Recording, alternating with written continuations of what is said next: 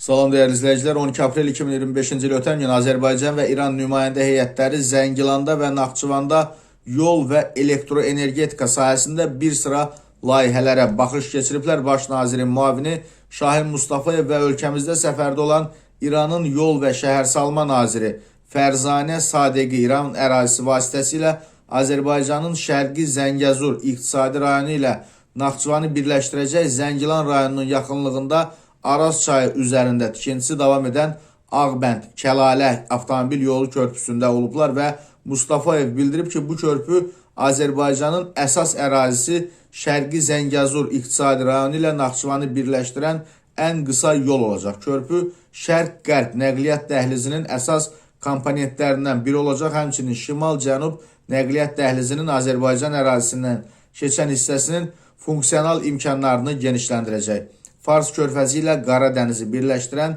ən əlverişli marşrut olacaq. Tikintinin bu ilin sonuna dək tamamlanması planlaşdırılır.